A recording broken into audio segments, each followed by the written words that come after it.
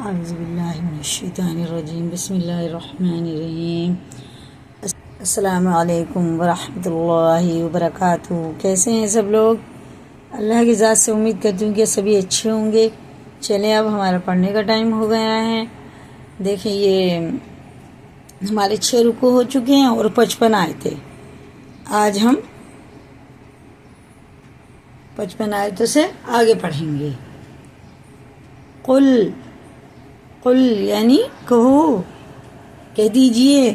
قل انی، نون پہ جب شد ہوتا ہے نا تو غنہ کر کے پڑھتے ہیں۔ انی نہیت ان اعبد الذین تدعون، دال میں قلقلہ ہے، من دون اللہ۔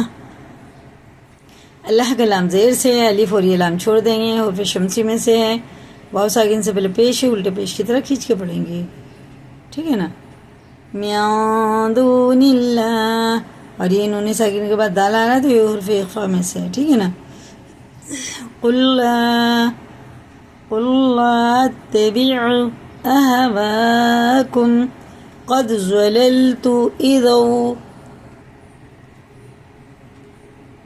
قد دال میں قلقلہ ہے، بڑا قیاف ہے، قد نہیں پڑھ دیں گے، قد ضللت اذا، یہ ادغام واو ہے کیونکہ تنوین کے بعد واو پہ شد ہے، یہ ادغام واو ہے، غنہ کر کے پڑھنا ہے۔ اذا ما انا من المہتدین۔ قل انی، جب بھی قل آئے گا نا یعنی کہو، کہہ دو، کہہ دیجئے۔ قل انی علی بینۃ من ربی، یہ دیکھیں نون کی پہ جزم ہے، بعد میں شد ہے، تو اس نون کو ہجے میں ملائیں گے، رواں میں بالکل نہیں پڑھیں گے۔ کیسے پڑھیں گے؟ میم نون رازر میر، را باز ربا یازر بھی میر ربی۔ قل انی علی بینۃ من ربی وکذبتم، با میں کیا ہے؟ قلقلہ ہے، سخت پڑھیں گے۔ وکذبتم بہ، میم ساکن کے بعد با آ رہا ہے، یہ اخفا شفی ہے، غنہ بھی ہوگا اخفا بھی ہوگا، اخفا شفی میں سے یہ ہے۔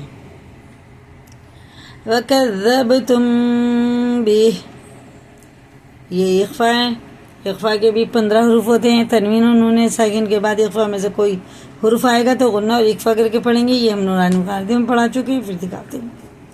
دیکھیں یہ 15 حروف ہوتے ہیں، انہیں زبانی یاد کرنا پڑتا ہوں تبھی پتہ چلتا ہے ہمیں، لیکن یہ ہمارا قرآن شریف کلرفل ہے، یہ خود ہی بتا دیتا ہے، اس میں نشان ہے کہ یہاں اخفا ہے یا غنہ ہے، یہ اخفا کے حروف ہیں، ٹھیک ہے نا۔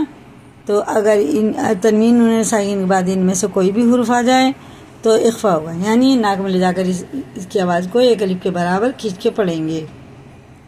قل لو ان عندي ما تستعجلون به لقضي الامر، راپور ہے، موٹا کر کے پڑھیں گے، ضاد و قاف بھی، بینی و بینکم، چھوٹا قاف ہے، باریک پڑھیں گے۔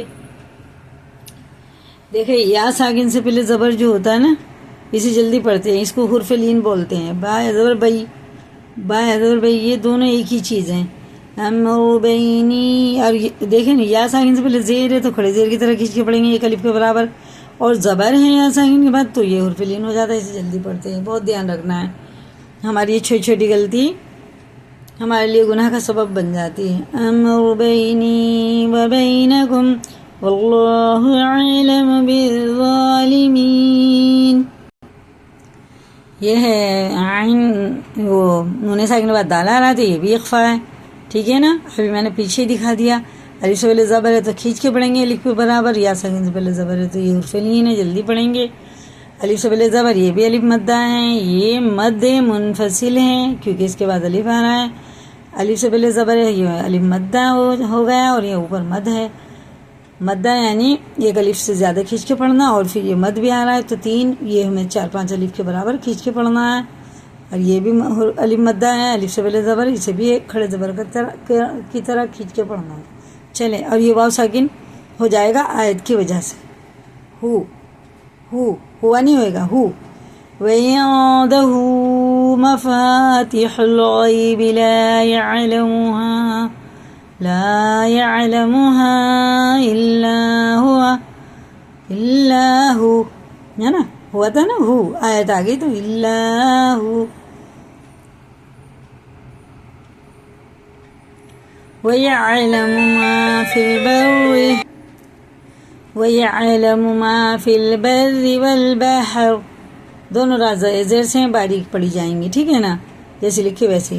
وَمَا تَسْقُطُ مِنْ وَرَقَةٍ، ادغام نون ہے، واو ہے، نون ساکن کے بعد واو پہ شد ہے تو ادغام ہوگا. 4 حروف میں ادغام ہوتا ہے، واو میم واو میم نون واو یا. اگر نون ساکن یا تنوین نون ساکن کے بعد واو یا میم یا یہ نون اور یا اگر آ جائے تو ادغام ہوگا، ٹھیک ہے نا، یعنی غنہ کر کے پڑھنا. من ورقة إلا يعلمها ولا حبة، یہ اخفاء ہے، بڑا ہے، حرف مدہ ہے، یہ بھی حرف مدہ ہے. ساکن سے پہلے زیر کھڑے زیر کی طرح کھینچیں گے اور تنوین کے بعد فارا، یہ اخفاء میں سے ہے، یعنی ایک الف کے برابر ناک میں لے کر چھپا کر اس کو پڑھنا، اس کی نون کی آواز کو.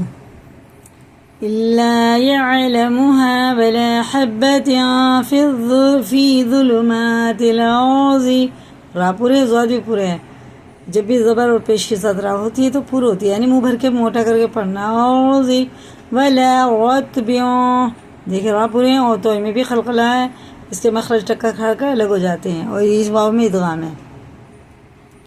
ولا رطب ولا يأبس إلا في كتاب مبين وهو الذي يتوفاكم بالليل ويعلم ما جرحتم بالنهار